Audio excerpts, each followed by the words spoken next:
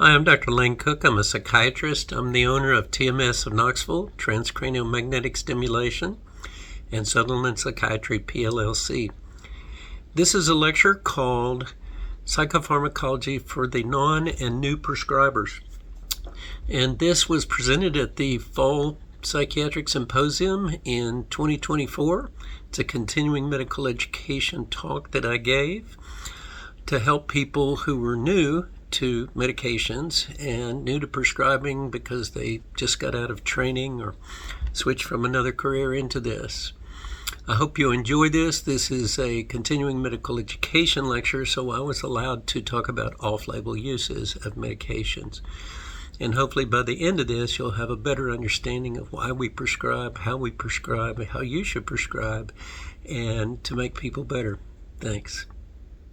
Here are my disclosures. When you're doing a continuing medical education lecture, you must disclose any conflicts of interest like working for speakers bureaus.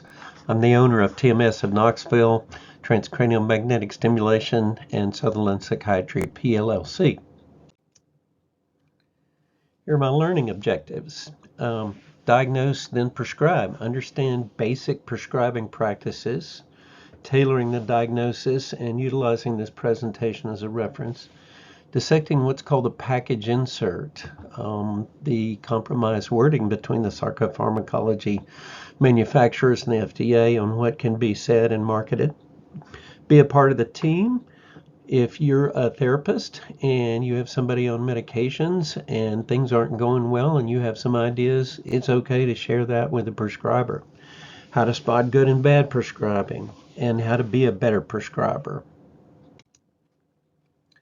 So this is a very lengthy presentation, and it may be put up on my YouTube channel. And there's a PDF that accompanies this that hopefully I will have information on that if this is on my YouTube channel. So who are prescribers? Well, basically psychiatrists, psychiatric mental health nurse practitioners, physician's assistants, and can also be any physician or person that has prescribing privileges, can be a primary care person or a nurse practitioner. Experience is not doing the wrong thing over and over again. I said same thing. And Einstein did not say insanity is doing the same thing over and over again, expecting different results. This was Rita Mae Brown penned that. She was a civil rights campaigner and feminist author. So what do? We utilize psychiatric meds called psychopharmacology to treat psychiatric disorders with or without psychotherapy. So what makes a good prescriber? Years of experience, the right teachers, keeping current with clinical resources, continuing medical education, meetings, email, conferences. Non-prescribers are psychotherapists, including psychologists, licensed professional counselors, licensed clinical social workers, marriage and family therapists, and others.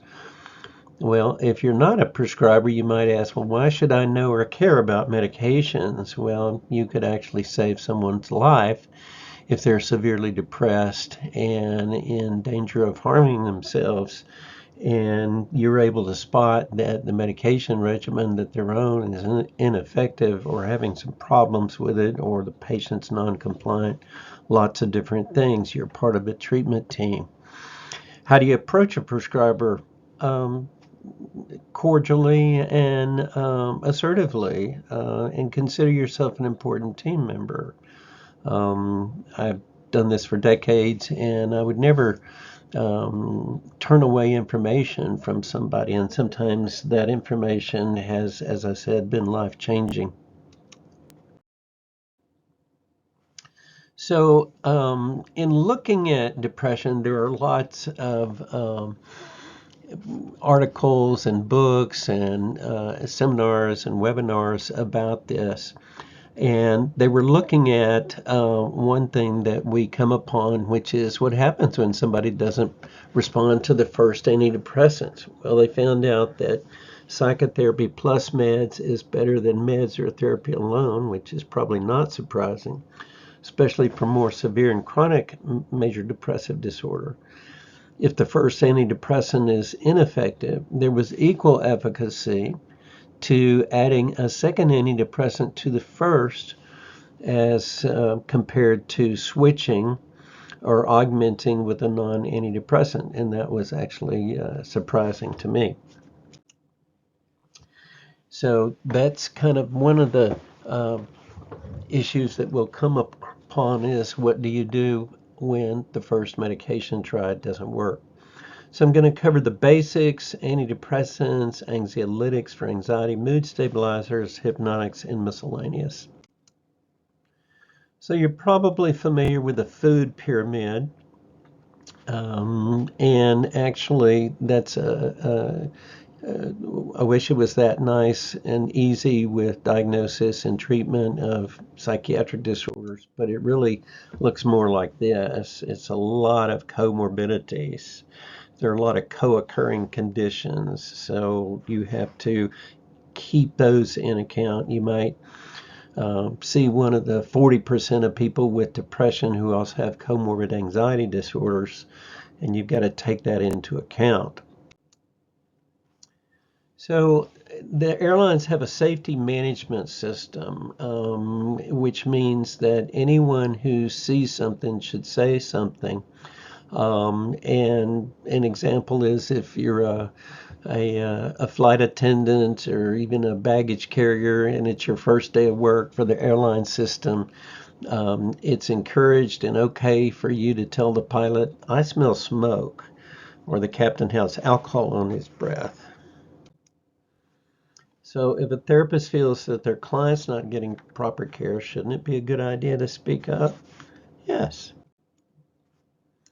So how to approach it? Do report significant side effects. You may see evidence of tardive dyskinesia, which can occur with long-term usage of antipsychotic medications, with abnormal mouth movements, and that's something that the prescriber may not have seen or yet. Substance abuse, non-compliance, concerns about dosing, especially underdosing, more on that later. And if you're seeing somebody that I was treating for major depression and you see pretty strong evidence that there's actually bipolar disorder, I'd want to know that. Don't forward unsubstantiated quote research, which is often a nutraceutical that's pretty ineffective for depression. Supplement suggestions. There are some exceptions, such as N-acetylcholine, N-acetylcysteine for skin picking. Don't harangue the prescriber. Don't do anything if nothing's wrong, and don't do nothing if something is wrong. And if a release of information has occurred, don't refuse to speak to the prescriber. So there are bad resources on psychopharmacology, and here's my joke about Lincoln. Natural remedy stores online, anything that begins with what your doctor or pharmaceutical doesn't want you to know is probably doesn't need to know because it's probably ineffective. Social media with exceptions, forums, search engines, which can be good and bad. And as you know, AI can also hallucinate sometimes and give you wrong information. So what are good resources for what is this drug and how to use it? There are great free resources. I'll talk about ones that are limited to prescribers with an NPI number, National Provider Identification Number. And there are also apps that are available to everyone. The one that I use the most is Hippocrates, and it's only available to providers. And it will show you a medication, what it's used for, and even off-label. That's not in the prescribing information that's allowed by the FDA, such as Paxil, paroxetine being used for hot flashes. It gives you the doses, how to use it, which is very important. There's also PDRnet, and sometimes it has information that wasn't in Hippocrates, such as the fact that its Paxil is approved in ages 7 and up. For non-prescribers, there's drugs.com, which is pretty similar to the first two, but it's freely available. And I think there's probably more since this was first composed in 2024. So this is Dr. Stahl, and he does a lot of, I'm sorry I don't have the audio for this, but he's talking about methamphetamine and how it works and works in a lot of different ways. And he does a lot of great talks.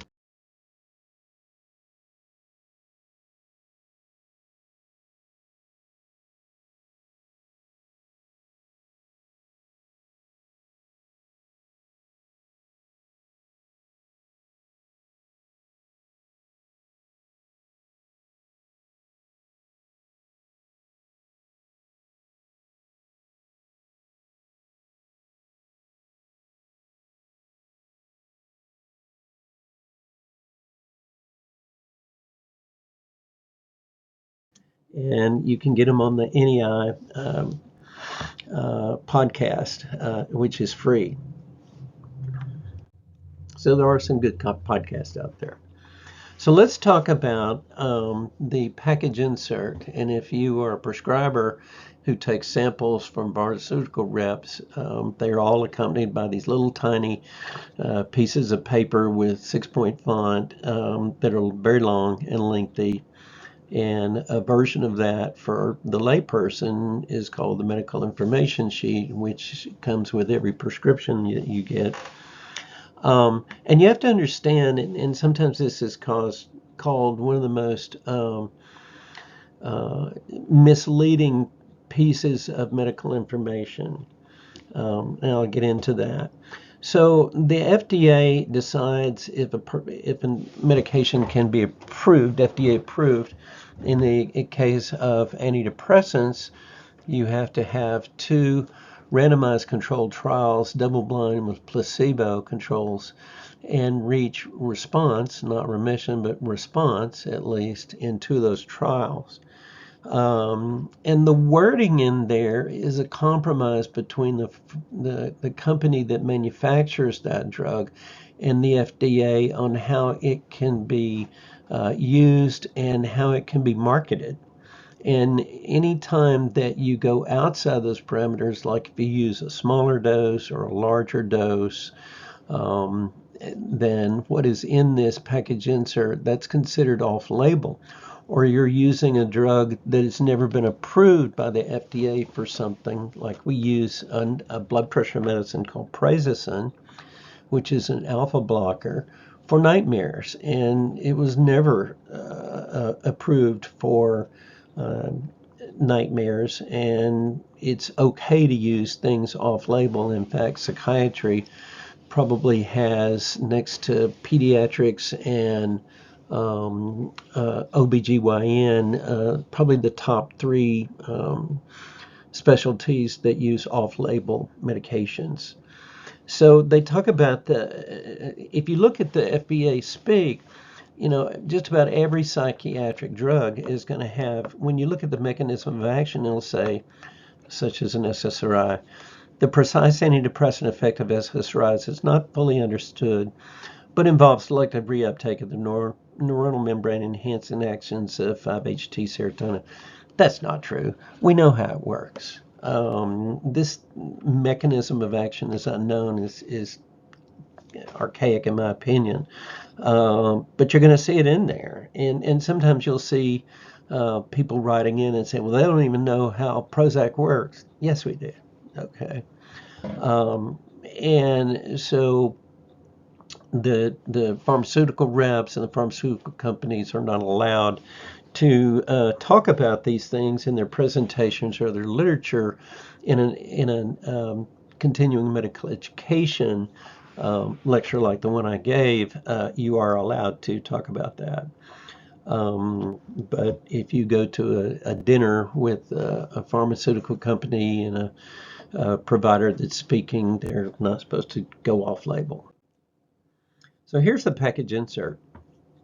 And I want to first talk about side effects and a curious one for a drug called Remeron, which is mirtazapine.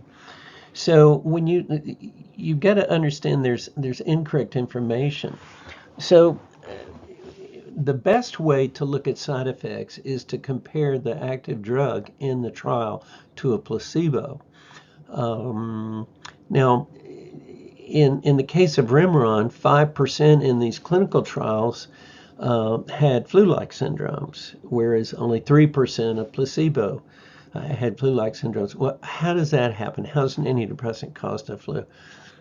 If anything occurs during the clinical trials, it's required to put that in there. And so when you give a drug during cold and flu season and somebody gets the flu, it gets labeled as a side effect. And you notice that 3% of people on placebo also had the flu. So sometimes when you see these kind of unusual or sometimes scary side effects, you have to understand that they may not be causal. Understanding risk and probability. As a pharmacist says, side effects may include slow agonizing death followed by spontaneous combustion. If you watch television, there are a lot of biologics on there, and they'll tell you all the terrible things that will happen, including side effects which sound like the illness itself, and horrible side effects, but they don't tell you the incidence of it or causality. So beware. One of the best ways to approach prescribing is to have a flow sheet or an algorithm in your mind or written down that's going to show you what to do when you first encounter somebody who's medication free. And you also look at the different ways to assess it.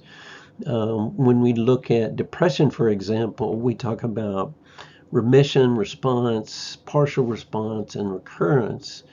And you use rating scales, and there are rating scales like the PHQ-9, the Beck Depression Inventory second edition, the Hamilton Depression Rating Scale. And they all have low numbers at which you reach that, like a 4 in the PHQ-9, that you are in remission. Remember, you have to get a response, a 50% reduction in those rating scales to get approved for an antidepressant on the U.S. market. Partial response is 25 to 50% improvement. Now here's an example of the latest algorithm that I found very helpful, and there's a link up there, Oregon Health Authority. And this is how to treat major depressive disorder, and it's a flow sheet, and it tells you what to do at the beginning. If you're going to treat major depression with a medication, use an SSRI, selective serotonin reuptake inhibitor, an SNRI, serotonin norepinephrine reuptake inhibitor, bupropion or Wellbutrin or mirtazapine or Remeron. And talks about, well, what happens if, it works great. Well, keep them on it for 4 to 9 months, I would say 6 to 12 personally. What if they're not well? You push the dose to the maximum amount or side effects occur. What if they have no response? Well, then you can do something else, reassess it, switch to another agent like a first-line agent, and so on and so forth. And Oregon Health Authority has recommendations for several of the psychiatric disorders and really recommend them very well. Excuse me. So I talked about the package insert before. The package insert does not include off-label uses, does not tell you how to taper off a medication, does not tell you that it's okay to go outside those guidelines. The incidence of side effects can be very misleading. And so it's not the best thing to revert to. It is good to look at the dosing of it. And one of my complaints against primary care prescribers is often they give too low a dose. Eli Lilly did a brilliant thing when they came out with Prozac. They came out with one form. It was a 20 milligram capsule. You couldn't open the capsule, you couldn't cut it in half. But it kept people from prescribing 10 milligrams of Prozac or fluoxetine, which unfortunately there's a 10 milligram now. And I'll still see people on 10 milligrams, and I'll show you why that's ineffective. So let's get into pharmacology. Now, you don't have to memorize all these things, but what I hope to do with this is to tell you that there's a mechanism behind why you use one drug once a day and one drug 2 or 3 times a day, why it takes a while to get up to a steady state, and why certain drugs are less likely to cause withdrawal syndromes. So if you collect blood in a tube or a vacutainer, if it's allowed to clot after 15 minutes, you have plasma and serum. And a lot of times we use the plasma and serum terms kind of interchangeably. It's not quite true. But so if I talk about blood levels, you can assume I'm talking about serum levels or plasma levels. So here's a drug that you swallow. And we're going to look at the plasma drug concentration. This is plasma. So it's going to go up in this way here to a maximum drug concentration. And that curve is the maximum concentration is called the Cmax. And the time it takes to get to that maximum concentration is very important, called the Tmax. And the other important number is the when the concentration from a single dose falls off half of the Cmax, the time it takes to do that is called the half-life, or the T1 half. And the half-life is very important in several things such as dosing and withdrawal.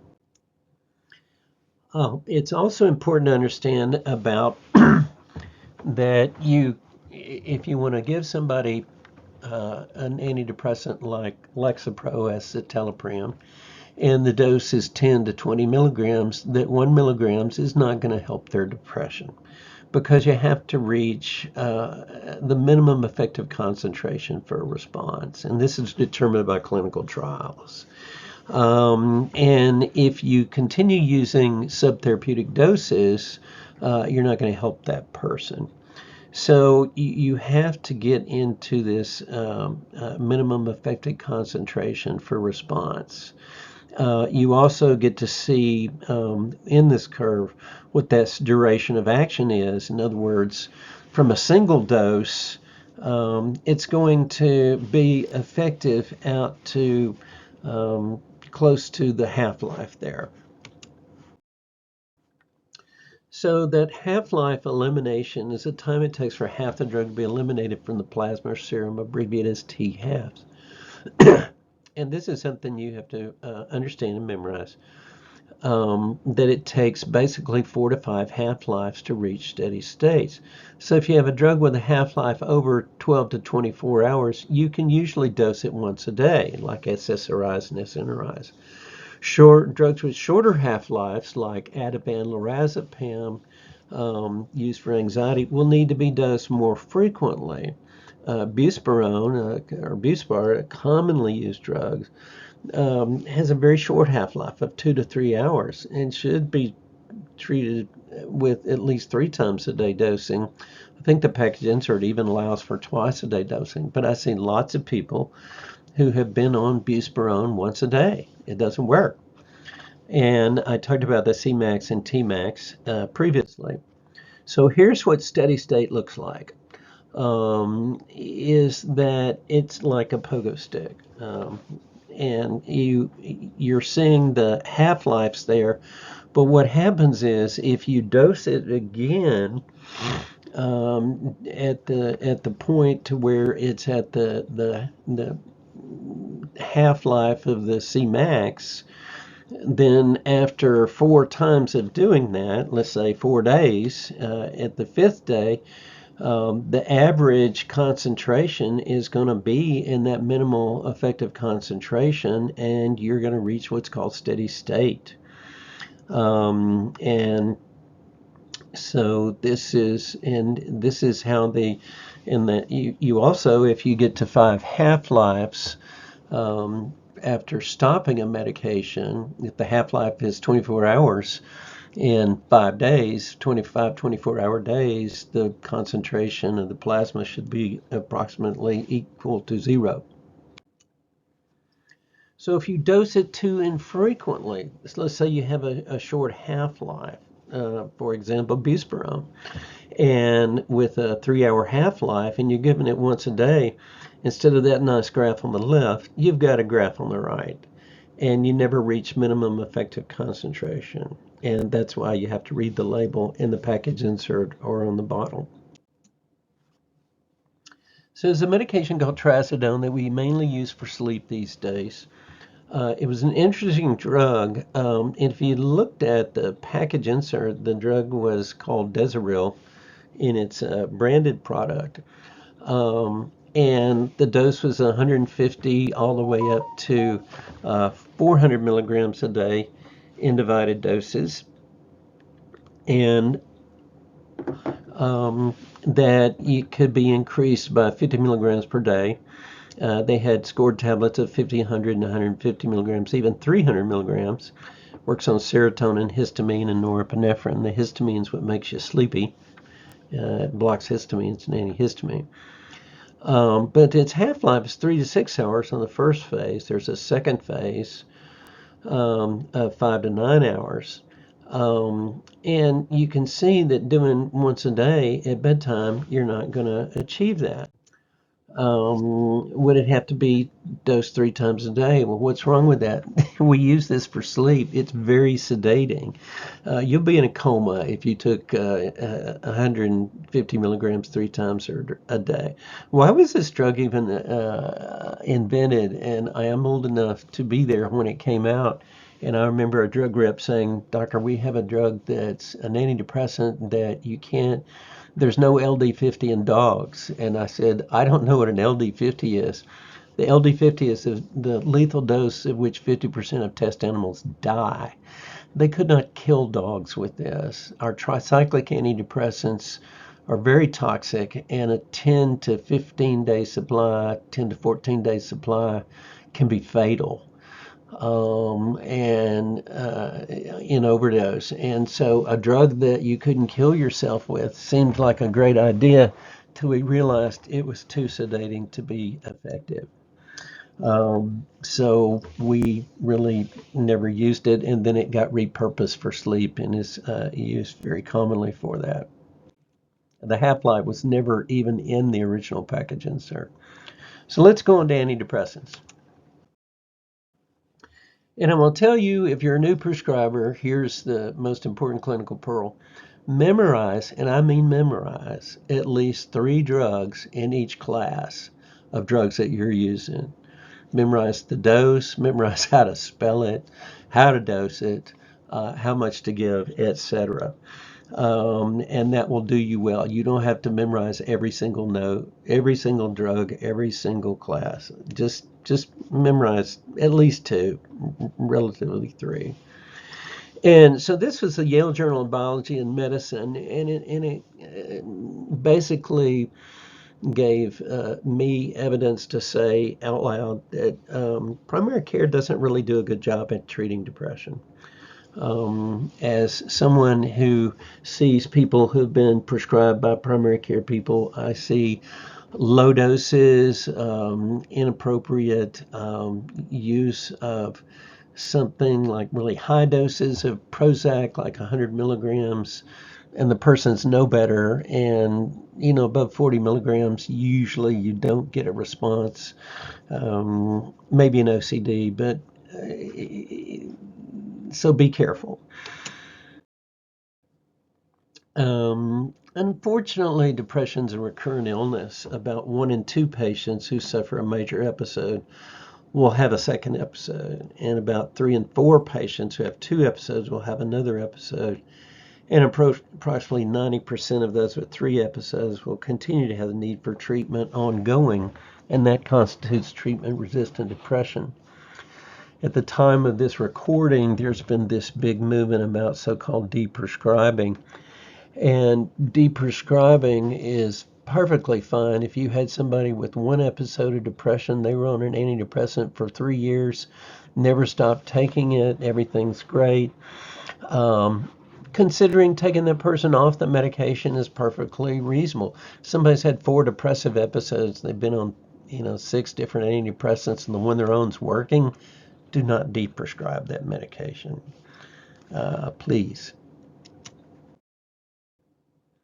Our first antidepressants were actually the MAO inhibitors. I'm not really going to talk about it. The first one was a tuberculosis drug. But then the tricyclic antidepressants came out, and they did not require a special diet to be safe. They're dirty drugs. They don't only affect serotonin or norepinephrine, but they affect acetylcholine, and the blockage of that gives you dry eye, dry mouth, sometimes urinary retention. They're antihistaminic, which makes them sleepy and makes you hungry and gain weight. The anticholinergic properties can cause fatal heart arrhythmias. And because they're so much better and safer drugs, they're hardly used. Low-dose doxepin, I said 10 to 20 milligrams. It was actually approved for 3 to 6 milligrams. It seemed to be safe for depression. Low doses of nortriptyline and amitriptyline are commonly used in headaches and fibromyalgia. The monoamine oxidase inhibitors were the first ones, ipronizid, which was a TB drug, and then they made a different drug, a sister drug. We usually don't use these. You have to be on a special diet. That you can't have anything that has tyramine found in fermented things and aged cheeses and stuff like that, because tyramine increases your blood pressure, and you have monoamine oxidase enzymes in your gut to metabolize this to something safe. But if you're blocking it with one of these, the tyramine could cause fatal strokes. And so if you were to prescribe this, it's typically a 45 to 60 minute session and pages of handouts about what you cannot consume.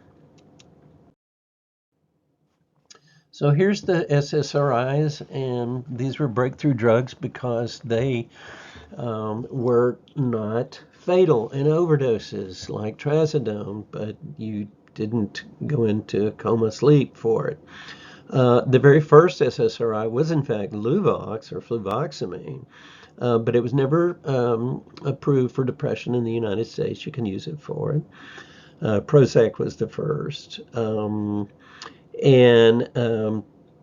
Not only do the SSRIs increase serotonin, but so does Trintellix, and it's a new one, which may be going generic this year. 5-HT is 5-hydroxytryptamine, also known as serotonin. This goes back to approved labeling. Luvox was not approved for depression, but it can be used. And the other issues are that all these drugs pretty much can be used for unapproved uses like panic disorder, anxiety, OCD, so you're not limited. Here's the list, and again, I hope to have a handout accompanying this. When I presented this, there was all of the participants at this got all of these slides. And these are the doses. Remember I said memorize 3 of them. So the top 3, I would just go with that. Probably the most used one currently is escitalopram or Lexapro. The dose is 10 to 20 milligrams a day. And the what it's approved for. Celexa is where Lexapro came from. It's the S isomer of it, and Prozac fluoxetine, and both of those are 20 to 40 milligrams. Bulimia, fluoxetine is actually approved for bulimia at 60 milligrams a day. So learn these. How about the SNRIs? The very first one was a drug that you may not have heard of or never used called anafranil. Or clomipramine, and I remember prescribing that and having to get it from Canada because it wasn't approved in the United States. And it was approved for OCD and could be very effective in OCD. As far as the ones that you should get the numbers memorized in your brain, Effexor XR, always use the extended release one, Cymbalta or duloxetine. And what the liver makes out of venlafaxine, the active metabolite of that is desvenlafaxine.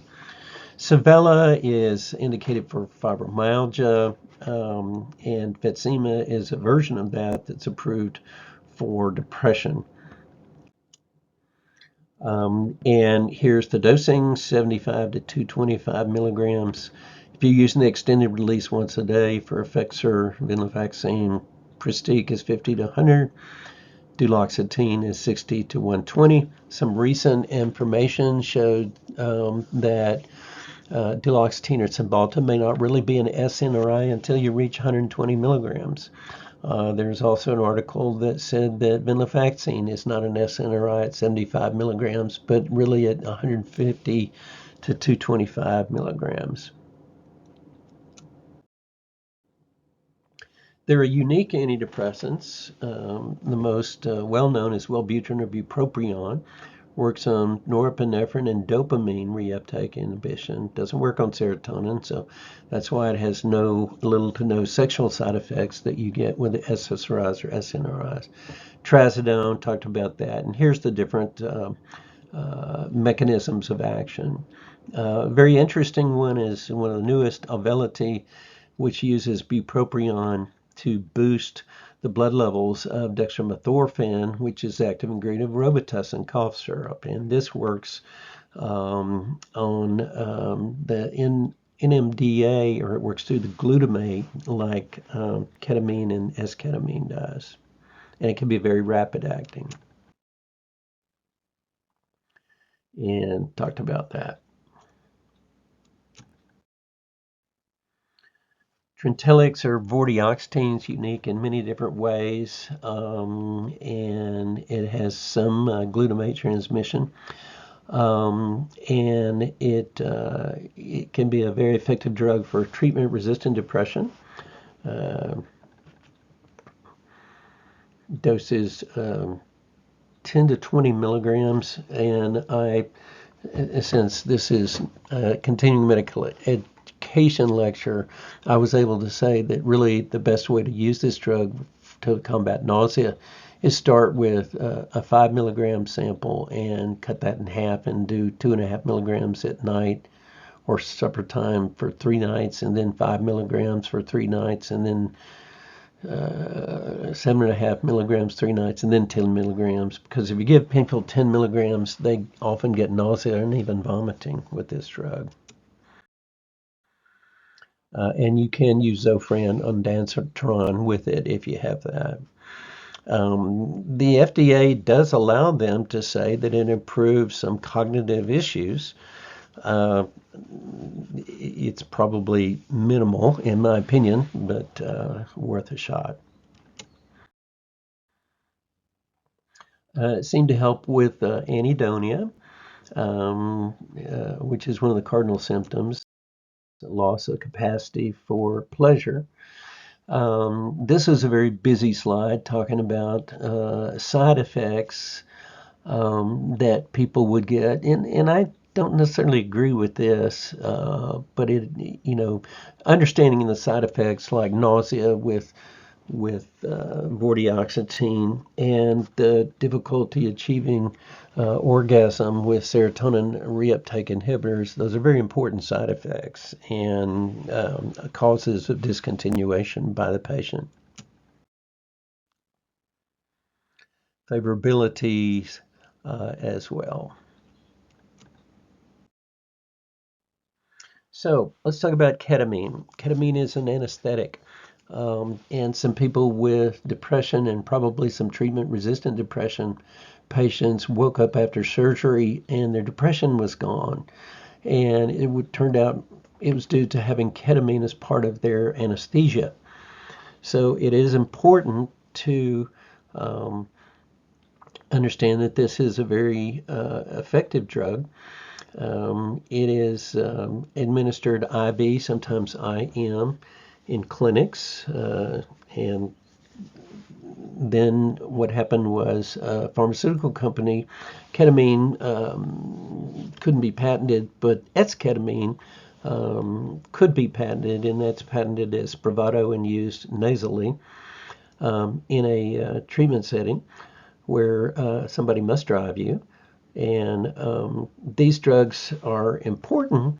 They can be life-changing. They decrease suicidal ideation very rapidly. But unfortunately, they appear to be maintenance drugs that you have to keep taking them in order to work. IV ketamine is not reimbursed by insurance. It's pricey. Spravato is reimbursed by commercial insurance. And both usually require ongoing maintenance treatments like oral antidepressants. Here's the dosing of how esketamine was. And you can see that in their maintenance phase, they talk about administering, coming in every 2 weeks or once weekly, occasionally maybe 3 weeks.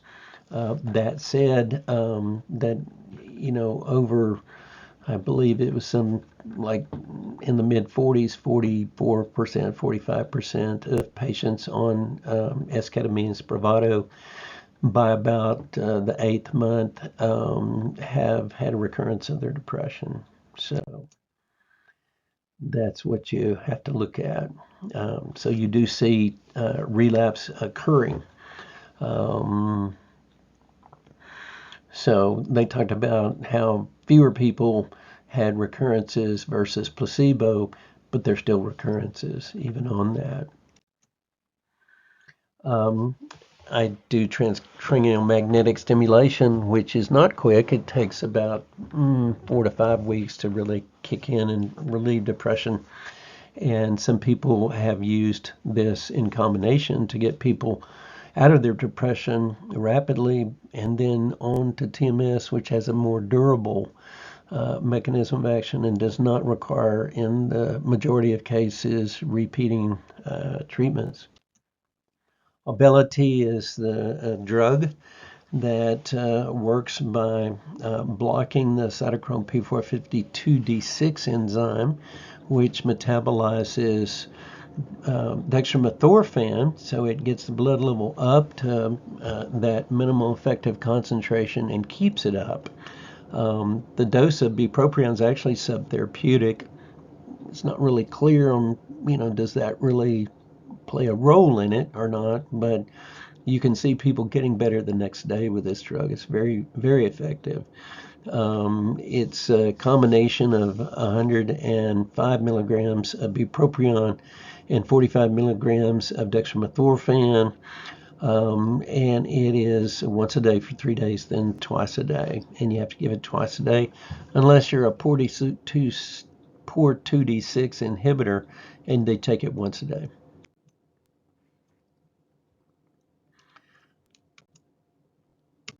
Anxiolytics, 4 classes. SSRIs and NIs, the benzodiazepines, antihistamines, and buspirone, which has an unpronounceable class. The benzos are Xanax, Klonopin, Valium, alprazolam, clonazepam, lorazepam. These drugs work very fast, often within minutes. They are very effective drugs. Some of them, especially clonazepam and alprazolam, are FDA approved for panic disorder. And they are very effective in panic disorder. Unfortunately, you have to stay on them. But in many cases, people are able to taper off of them, and through cognitive behavioral therapy and desensitization, their anxiety disorders may be under good control and that's no longer needed. All of these are controlled substances, have an abuse potential. Probably the highest is alprazolam. And so for that reason, you have to take care in using it. Buspirone or Buspar is a drug that has no abuse potential, can cause some dizziness, and there are people that find it's very useful. It really should be at least twice a day, and it's not used as needed or PRN. It doesn't work that way. Don't prescribe this and say, yeah, take this if you're anxious. That it doesn't work. If it works, it's working by placebo. You can use off-label drugs. A very common one is gabapentin or Neurontin, used primarily for pain. It is a controlled substance now, but can be very effective for anxiety. Seroquel or quetiapine, you get into some major kind of cautions with this. You know, when you're on antipsychotic medications, you're supposed to monitor a person's cholesterol and triglycerides and their blood sugar because those can go up with these drugs. There's a risk of tardive dyskinesia, diabetes. So I would use this as a last resort for anxiety. Benzos, I did an entire talk last year on benzodiazepines, and really, I think they've gotten a bad rep. And it turns out that most people handle these medicines responsibly. They can actually keep within the amounts that are prescribed, not abuse them, and these are drugs can be used on and off for PRN reasons. And so in this, they talked about this study where they looked at 950,000 benzo users.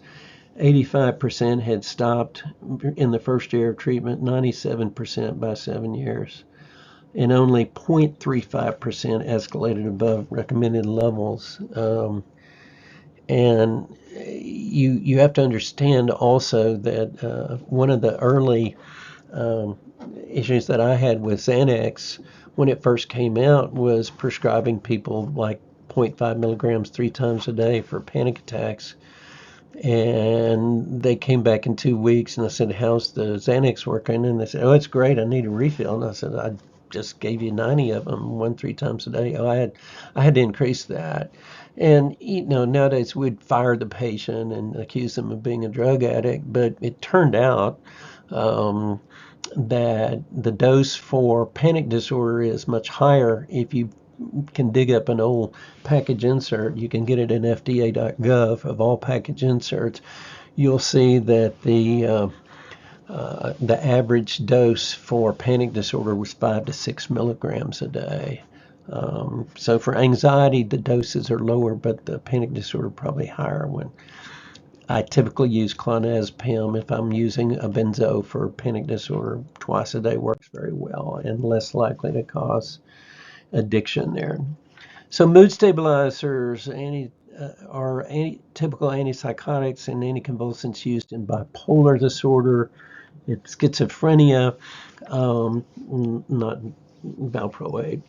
Clozapine is a drug that until a couple of years ago you had to monitor the white blood cell count because it can cause agranulocytosis. You had a REMS system in place that's been discontinued.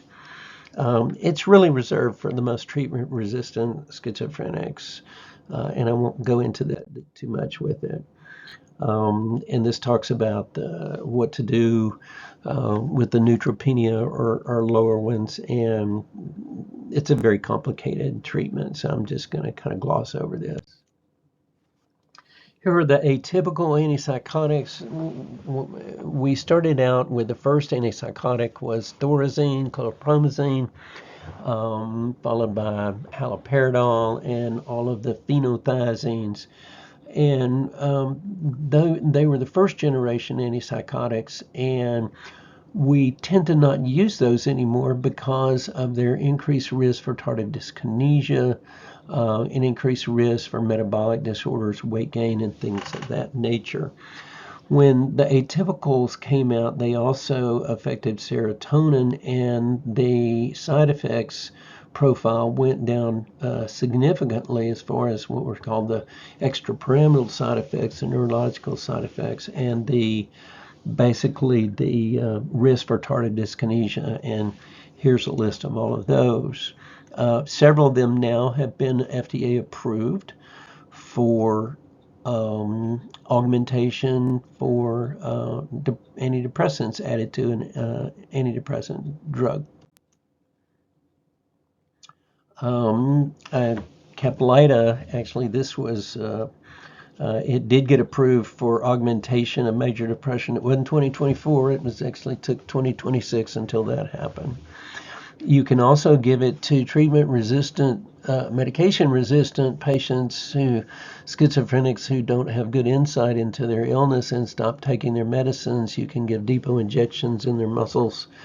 The absolute best drug name I've ever heard of is Invega Half-Yera. Guess how often you get to inject that? Every 6 months. Here's what you should be doing if you're giving somebody these medicines for more than 3 months. You should do all of these things at baseline. You should check their weight frequently. And you should check their blood pressure, their fasting glucose, and fasting lipids. Let's talk about lithium. Lithium has been approved for many, many decades for bipolar disorder. It does have some problems associated with damage to the thyroid gland and the kidneys. You have to monitor it carefully. Depakote is several of the anti-seizure medicines, anticonvulsants, are approved for bipolar disorder. Depakote, Tegretol, Trileptal, which is off-label, was never approved for that. Lamotrigine is a drug that's approved for bipolar disorder, and I think most clinicians will agree it's a better drug for the bipolar depression than bipolar mania, and lamotrigine has become extremely popular for use in treatment-resistant depression. Combination drugs, Symbyax was olanzapine or Zyprexa with fluoxetine, approved for bipolar 1 acute depressive. And it's actually the only FDA-approved drug for treatment-resistant depression, but there is weight gain with it. Lybalvi combines Zyprexa and olanzapine with samidorphan, which is an opiate antagonist like naltrexone or naloxone. And it does mitigate the weight gain associated with it. Sleeping medications, there are several of the benzodiazepines, triazolam and temazepam, and then the so-called Z drugs, which work very similar to the benzodiazepines, Ambien being the most well-known one. Then there were drugs that blocked orexin, which is a wakefulness neurotransmitter, and those were fairly effective. Unfortunately, I believe every single one of the orexin acting drugs are still in patent, and no generics are available for those. ADHD medications, the first medication used was dextroamphetamine back in, I think, 1937. And in the 50s, I believe, Ritalin or methylphenidate came out. The CEO of the pharmaceutical company's wife's name was Rita, and that's how they came up with the name Ritalin. And these are drugs that work very fast through dopamine and norepinephrine, and they're FDA approved for ADHD. There are non-stimulant preparations, Strattera and Qelbree. They, in my opinion, are not really that great in adults, although there are certainly people that work well. and worth a try, especially if you have somebody in early recovery from addiction or in addiction. Certainly a way to look at it. And there are new and different medications with different amphetamines available too. And ADHD does not go away in adolescence. It has different symptoms in adults. And the best way to understand ADHD was coined by Dr. William Dodson, a wonderful psychiatrist, who said ADHD is interest-based attention. People with ADHD can pay attention if it's interesting, exciting, challenging, or scary, or their own medications. And so here's newer stimulants out there, and there may be some more since this was done. Unfortunately, we go through drug shortages in 2020. We had a huge problem, and unfortunately, here we are in 2026, and we're having another shortage. And if you're a prescriber, this can be real problematic because you have patients calling and saying, my pharmacy doesn't have this one. Can you send it here? Can you send it there? And each requires its own prescription. You cannot, these are Schedule II, you can't refill them. And there is the FDA.gov does have, if you look up drug shortages, it'll tell you which drugs were short. And you can see, I said in 2020, and there were still problems as far as 2024. It got better, and it looks like it's coming back again. Here's a bunch of miscellaneous drugs, which I won't go into. They can be used off-label in psychiatry. We will use modafinil and armodafinil to boost antidepressants or to counteract fatigue and, like multiple sclerosis or chronic fatigue syndromes, long COVID, things of that nature. And there's a couple of new wakefulness drugs out there that are as well. We have drugs for tardive dyskinesia. There are two, valbenazine or Ingrezza, deutetrabenazine or Austedo, and they're approved for tardive dyskinesia, and Austedo is also approved for Huntington's disease. And these are very effective drugs. You can continue the person on their atypical antipsychotic as well as using these drugs to treat their tardive dyskinesia. We use prazosin a lot for nightmares and post-traumatic stress disorder.